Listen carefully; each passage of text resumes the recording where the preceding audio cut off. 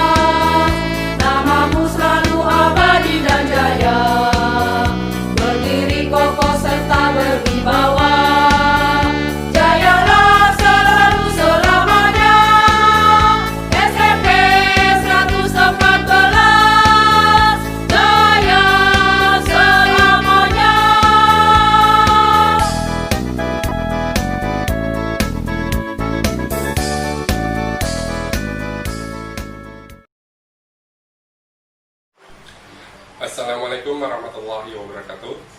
Perkenalkan, saya Aryo Febri Wicaksono, salah satu guru PJOK di SMP Negeri 114 Jakarta.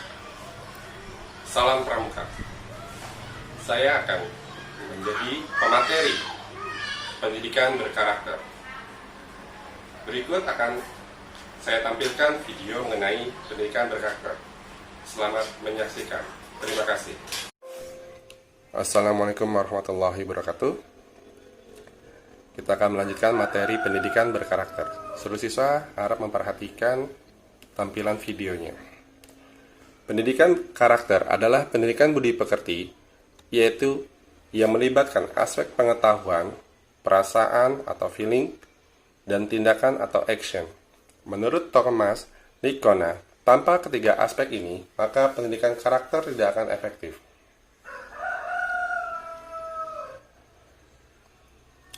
Menurut Kamus Psikologi, karakter adalah kepribadian yang ditinjau dari titik tolak etis atau moral. Misalnya, kejujuran seseorang dan biasanya berkaitan dengan sifat-sifat yang relatif tetap. Nilai-nilai dalam pendidikan karakter. Ada 18 butir nilai-nilai pendidikan karakter, yaitu religius, jujur, toleransi, disiplin, kerja keras, kreatif, mandiri, demokratis, rasa ingin tahu, semangat kebangsaan, cinta tanah air, menghargai prestasi, bersahabat atau komunikatif, cinta damai, gemar membaca, peduli lingkungan, peduli sosial, dan tanggung jawab.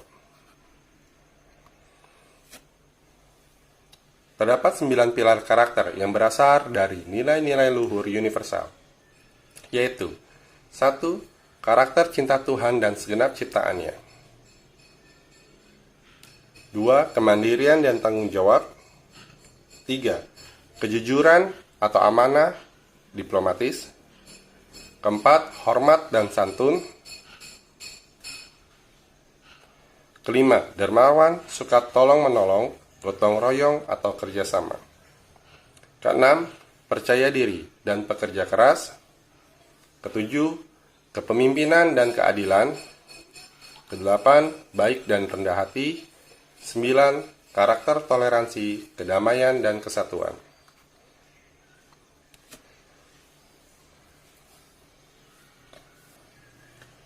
Pendidikan karakter memiliki dampak. Dampak di sini adalah dampak positif. Menurut Dr. Marvin dari University of Missouri St. Louis, sekolah yang menerapkan pada siswanya pendidikan berkarakter akan menaikkan tingkat prestasi akademik pada siswa-siswa.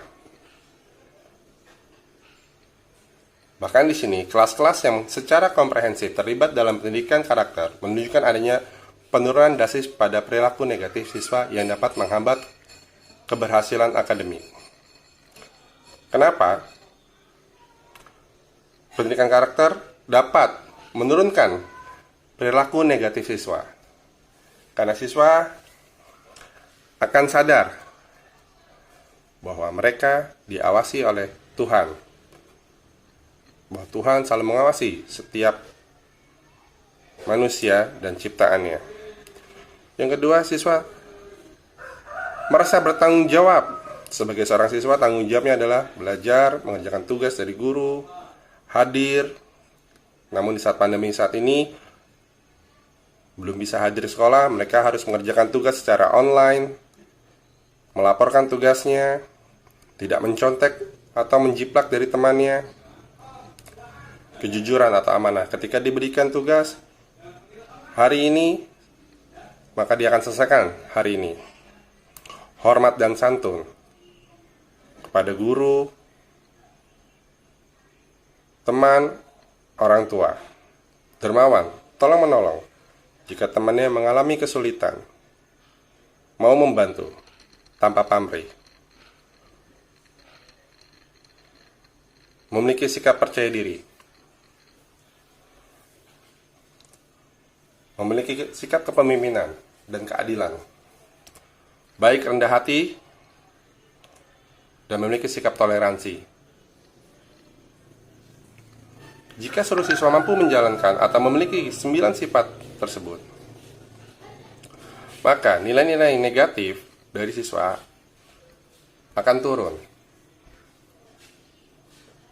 Siswa tidak akan melakukan bolos, mencoret-coret fasilitas sekolah, merusak sarana sekolah, membohongi guru, memalak teman,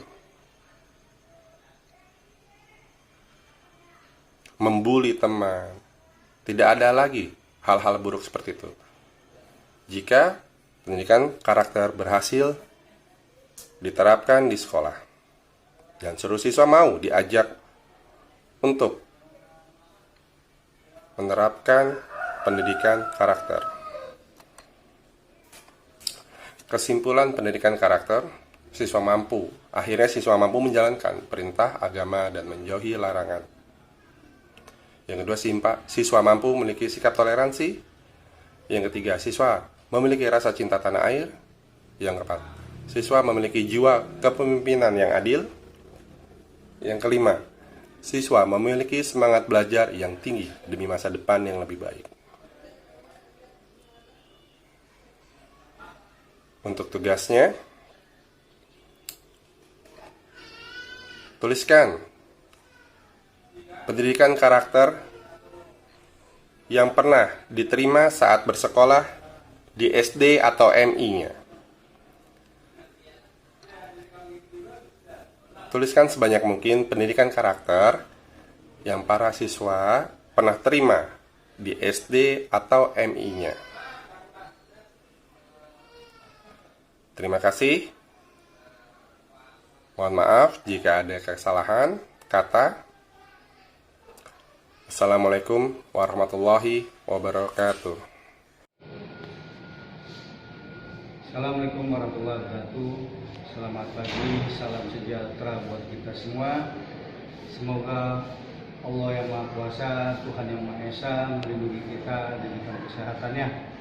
Saya selaku guru adalah memberi materi yaitu pembinaan mental agama di sekolah. Jadi pendidikan dimanapun dan kapanpun masih dipercaya orang sebagai media ampuh untuk membentuk kepribadian. Anak ke arah dewasaan, pendidikan agama adalah unsur terpenting. Jadi agama adalah unsur terpenting dalam pendidikan moral dan pembinaan mental. Pendidikan moral yang paling baik sebenarnya terdapat dalam agama, karena nilai-nilai moral yang dapat dipatuhi dengan kesadaran diri sendiri dan penghayatan serta tidak ada unsur paksaan dari luar.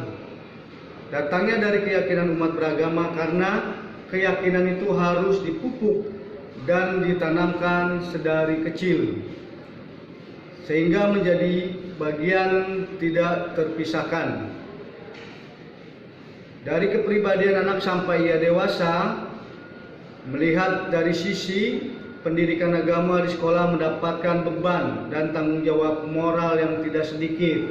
Apalagi jika dikaitkan dengan upaya pembinaan mental remaja.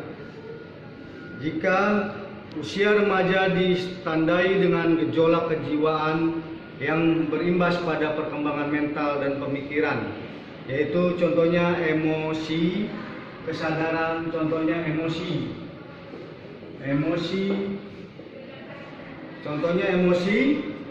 kemudian kesadaran sosial, kesadaran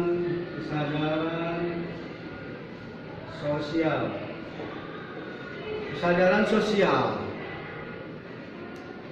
Jadi kesadaran sosial, pertumbuhan moral, sikap dan kecenderungan serta pada akhirnya turut mewarnai sikap keberagaman yang dianut, yaitu pola ibadah. Pola ibadah itu ada ghair mahdo dan mahdo, wajib dan sunnah. Jadi wajibnya adalah tadi kita melaksanakan ibadah yang ditentukan syariat agamanya diri. Kemudian mahdo, di luar mahdo adalah contoh pergaulan, sosialisasi bersama teman kita. Jadi pada usia remaja ditinjau dari aspek leadership and mental growth, kekritisan dalam merangkum pemikiran-pemikiran keagamaan mulai muncul. Jadi siswa peserta didik, kekritisan yang dimaksud bisa berupa kejenuhan atau kebosanan dalam mengikuti uraian-uraian yang disampaikan guru, jadi ya, apalagi jika metodologi pengajaran yang disampaikan cenderung menonton dan berbau. Jadi jawaban permasalahan di atas adalah kembali pada sosok peserta didik tadi. Apakah dia ingin menjadi orang sukses? Bukan karena siapa-siapa, karena diri kita sendiri dan adab sopan santun terhadap keluarga, orang tua, dan guru, dan masyarakat di sekitar kita. Ya, jadi di sekolah ini menanamkan modal mental yang kuat dan spiritual kita. Jadi buat apa kalau kita pintar tapi tidak berakhlak, akan sia-sia belaka. Ya. Jadi peserta didik kita harus tahu dan memahami apakah itu mental. Yang dimaksud dengan mental agama adalah tadi, kita harus meyakini dan menjalankan perintah dan larangannya Tuhan yang Maha Kuasa ataupun agama yang dianutnya. Ya. Jadi agama adalah landasan pokok hidup untuk kita semua. Contohnya seorang pelajar, guru, pejabat, semua instansi harus ditanamkan dengan mental agama, ditanamkan akhlak budi pekerti. Pentingnya mempunyai agama tadi. Kita tidak lari dari agama. Pemahaman agama sebagai komprehensif, komitmen dan driving integration motif yang mengatur seluruh kehidupan seseorang dan merupakan kebutuhan primer yang tidak bisa ditawar-tawar lagi. Sehingga nantinya para remaja ataupun peserta didik ataupun pelajar tersebut merasakan ibadah perwujudan sikap keberagaman. Contohnya tadi, ibadah kita sholat kalau agama Islam. Kalau di luar Islam, ibadah lainnya. Kemudian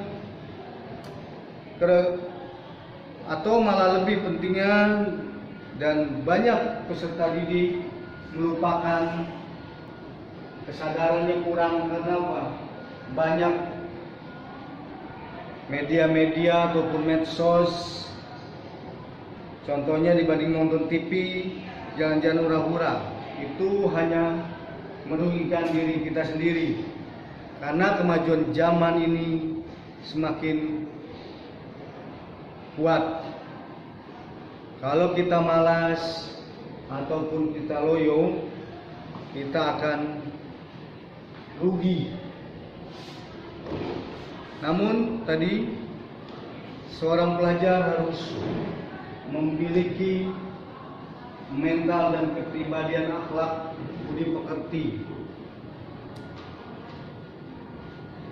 Ya, jadi terciptanya generasi muda yang kuat, yang mempunyai mental yang kuat adalah tadi menanamkan akhlak budi pekerti. Ya, jadi semua pada paham dan mengerti, itulah fungsinya pembinaan mental agama. Dan jangan lupa kita ibadah menurut kepercayaan dan keyakinan kita masing-masing.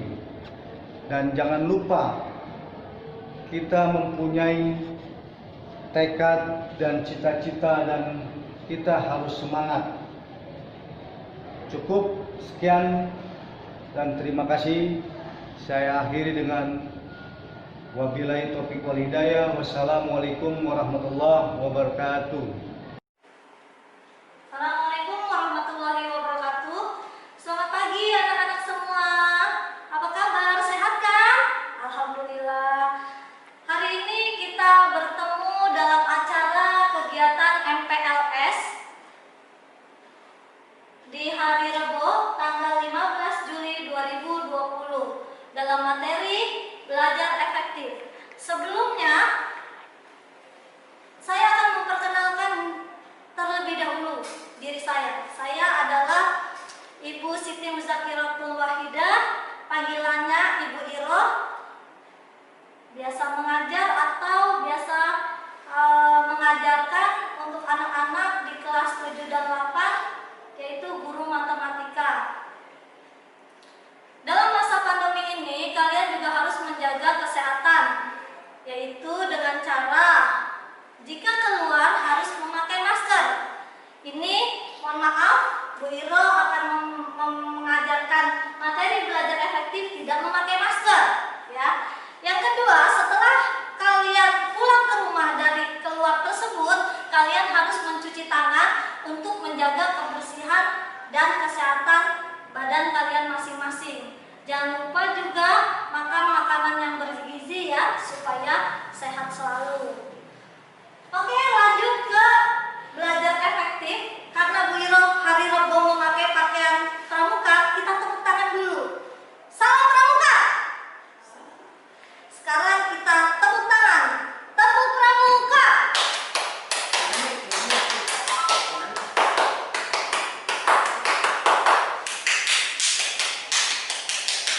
Oke, terima kasih. Lanjut, belajar efektif adalah proses belajar mengajar atau kegiatan belajar mengajar yang disingkat dengan KBM yang berhasil guna, memberikan perubahan perilaku dan dapat diterapkan dalam kehidupan sehari-hari, serta menghasilkan SDM yang unggul. Yaitu SDM itu apa? Yaitu sumber daya manusia yang unggul. Unggul dalam bidang apa? Semua bidang, yaitu iman dan takwa serta iptek, ilmu pengetahuan dan teknologi. Yang kedua, tips atau kiat-kiat belajar efektif. Bagaimana sih caranya belajar efektif? Gitu. Di masa pandemi atau di masa kalian tidak pandemi, tidak ada wabah COVID seperti ini, yaitu yang pertama, niat dan fokus dalam belajar. Niat yang bagaimana? Niat yang beragama Islam ya karena Allah, yang kalau yang agama Kristen ya Tuhan, gitu ya. Jadi niat dalam semua yang kita lakukan itu harus dengan niat, apapun itu bentuknya, baik belajar maupun pekerjaan, gitu ya. Yang kedua, niat dan fokus dalam belajar. Bagaimana kita fokus dalam belajar? Harus cermat, gitu ya. Kedua ini ada banyak deh, ada kritis, ya anak-anak, kreatif, komunikasi dan kolaborasi. Kita kritis dalam belajar, kreatif, apa yang kita lakukan bermanfaat untuk orang lain. Komunikasi. Yang kedua, tentang tips belajar efektif, kritis, kreatif, komunikasi, dan kolaborasi. Artinya di sini kita akan mempelajari bagaimana siswa tersebut efektif, kritis dalam belajar, kreatif, bagaimana kita belajar tentang keterampilan, ya.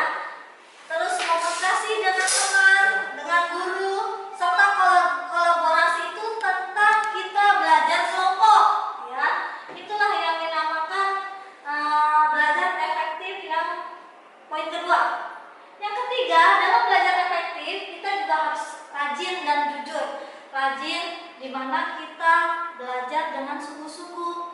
Tidak ada yang belajar tidak sungguh-sungguh. Kalau jika kita belajar dengan sungguh-sungguh, itu akan menghasilkan sesuatu yang maksimal, ya. Jujur.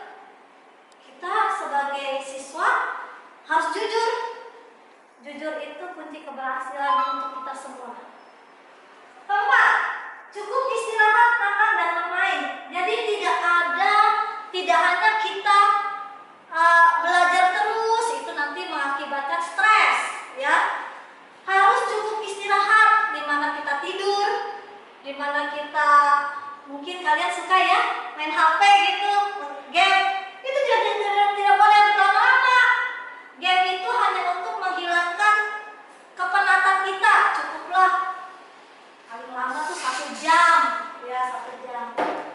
Makan dan bermain, makan yang bergizi, bermain juga. Bermain kalau dalam pandemi ini bermainnya di rumah. Contoh bermainnya tadi itu bermain game, ya itu juga termasuk bermain, tapi jangan terlalu lama, ya. Itu saya biasa memberikan seperti itu kepada orang tua, ya, berbicara kepada orang tua kalian. Nah, gitu. Yang kelima, belajar itu mulai dari hal yang kecil. Waktu kita kecil, kita belajar di rumah dengan orang tua kita. Kalau sudah beranjak di umur 6 tahun, kita mulai TK, atau ada yang 5 tahun, ya, itu udah mulai TK. Nanti 7 tahun di SD, terus 12 tahun atau 13 tahun sudah SMP. Itulah sampai jenjang selanjutnya. Belajar mulai dari yang kecil, yaitu mengenal lingkungan di keluarga dahulu. Belajar, ada yang belajar membaca, belajar berhitung, mengaji. Itu semua adalah pembelajaran yang efektif. Yang keenam, banyak berlatih soal. Ini biasanya kalau kita sudah mulai dari TK, SD, SMP, SMA ke perguruan tinggi, itu semua juga banyak berlatih soal. Misalnya kalau kita bisa menjadi orang yang berprestasi, siswa yang berprestasi, itu kita sering melakukan atau mengerjakan banyak soal-soal yang kita punya, itu kita rangkum, gitu ya. Kita rangkum, kita pelajari. Apalagi kalau kalian ikut serta dalam olimpiade, itu guru-guru senang dan bangga kepada kalian yang berprestasi. Itu mereka sering mengerjakan latihan soal. Nah, itulah yang nanti akan membuahkan hasil, ya. Terakhir, 7, itu gunakan media dan sumber yang relevan. Gunakan media dalam masa pandemi ini. Besok tanggal 13 Juli, yang kelas 8 dan 9 sudah mulai, nak. Kalau kita MPLS dahulu, nanti kita mulai di hari Kamis untuk PJJ. Apa itu PJJ? PJJ adalah pembelajaran daring yang dilakukan menggunakan media internet atau media dunia maya, dunia maya. Kalau bahasa kerennya mungkin, ya, gitu. Jadi di sini kita belajar PJJ, pembelajaran jarak jauh, itu singkatannya, yang menggunakan aplikasi banyak deh. Ada Google Classroom, ada Google Form, ada yang melalui WA, gitu. Guru memberikan pelajaran itu dengan menggunakan HP, ya. Itu namanya menggunakan media elektronik internet, ya, pada masa pandemi ini. Mungkin nanti kalau sudah selesai pandeminya, kita ya insya Allah akan berkumpul kembali melakukan pembelajaran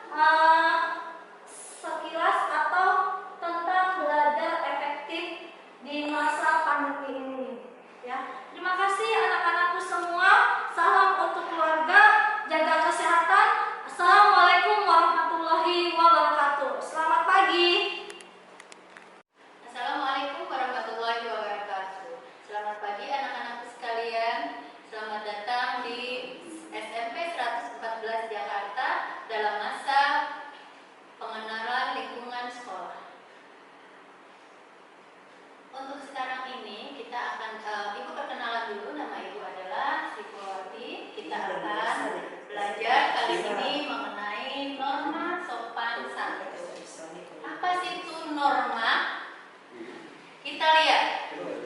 Sebenarnya kalian sudah sering ngomong, ih kamu nggak sopan, kamu melanggar norma kesopanan. Tapi apa itu pengertian norma? Kita lihat dulu. Norma ada dua asal katanya.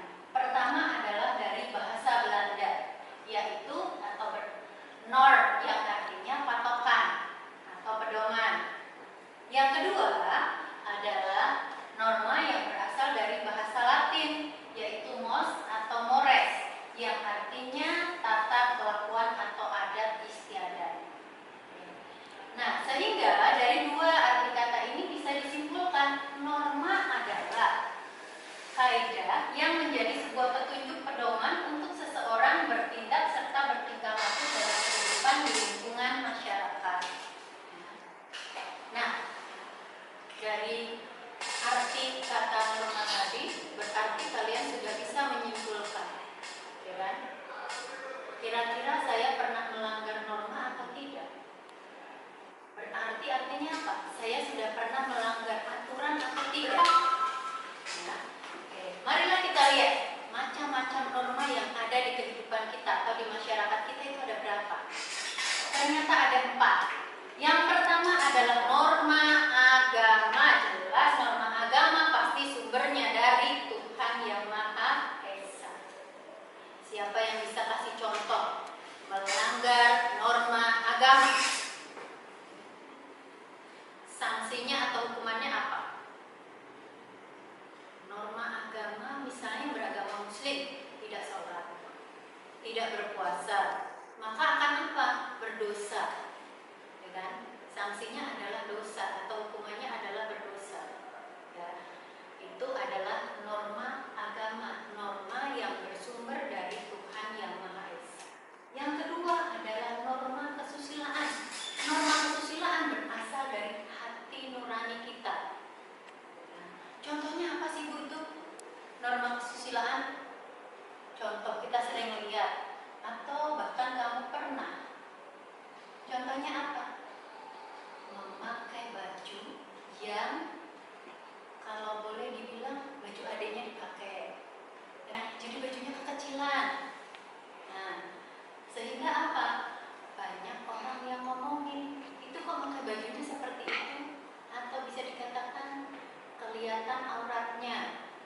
Nah, itu termasuk melanggar norma kesusilaan. Norma yang ketiga adalah norma kesopanan atau sopan santun atau dalam bahasa Jawa tata krama. Bersumber dari adat istiadat atau budaya. Contohnya apa? Kalau kita sama orang tua kita, kira-kira kita sopan nggak? Pastilah kita sopan. Contohnya apa? Misalnya, kalau kita mau berangkat ke sekolah, kita berpamitan atau tidak? Kalau kita masuk ke rumah, baca salam atau tidak? Nah, itu termasuk juga norma kesopanan. Terakhir, pasti kamu semua sudah tahu. Norma hukum sifatnya memaksa, harus. Semua orang harus patuh. Contohnya, gampang banget norma hukum. Mencuri, korupsi, apalagi perampok, membunuh. Sifatnya memaksa. Kalau melanggar norma itu diapain? Pasti akan diproses secara hukum di pengadilan. Dan terakhirnya adalah hukumannya adalah penjara. Nah, itu hukum penjara itu norma hukum. Nah, sekarang kita lihat, kita akan belajar hanya tentang norma sopan santun. Apa itu norma sopan santun? Kita lihat, sopan santun adalah suatu sikap atau tingkah laku yang ramah terhadap orang lain, terhadap apa yang dilihat, dirasa dalam situasi apapun. Dimanapun berarti kita harus bersopan santun. Kira-kira di mana saja kita harus bersopan santun? 1, di rumah. Sopan nggak kamu sama orang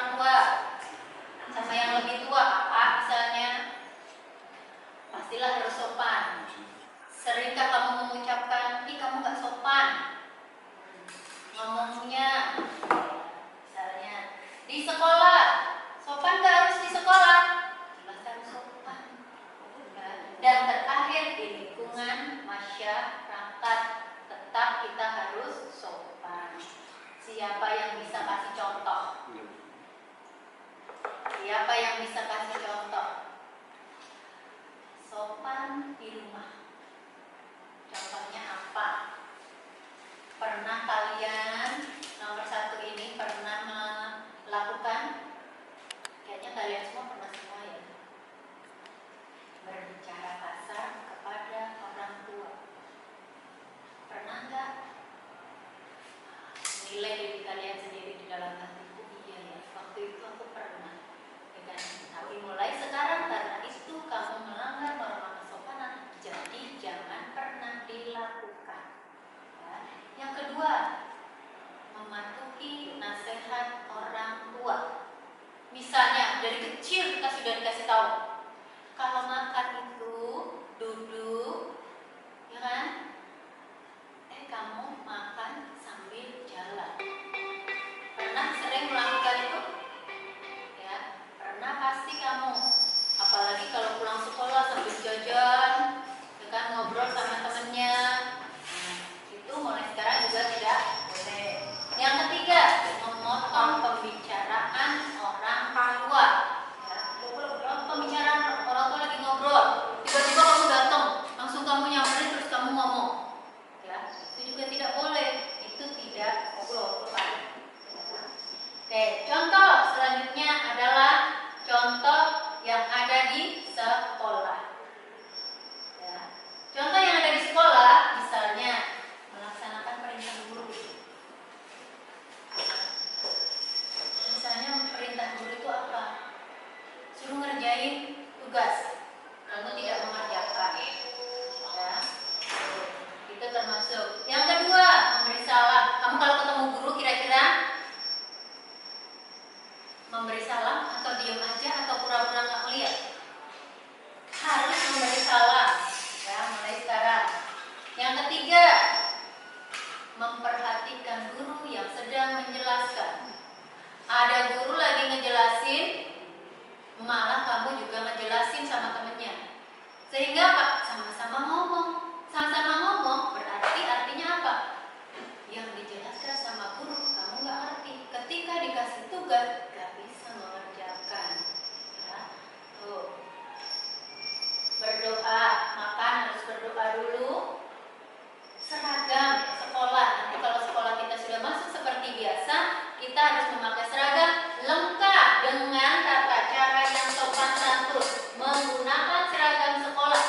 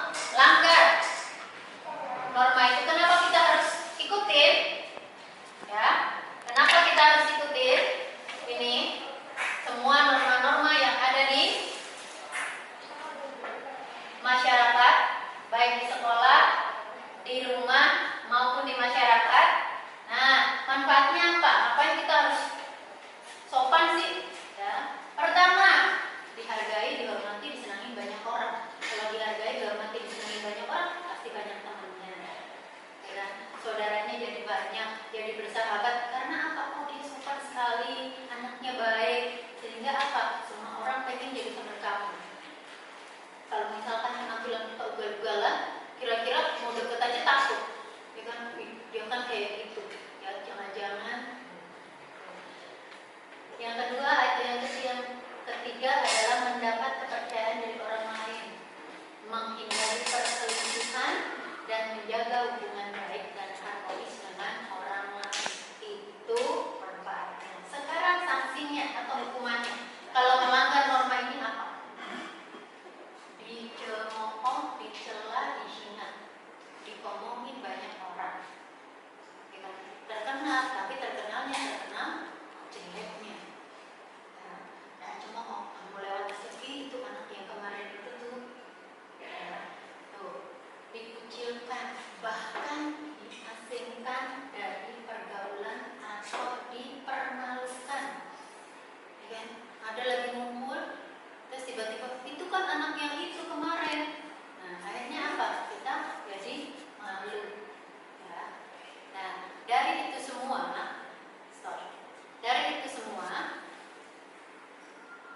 kalian sudah tahu bagaimana tadi pengertian dari norma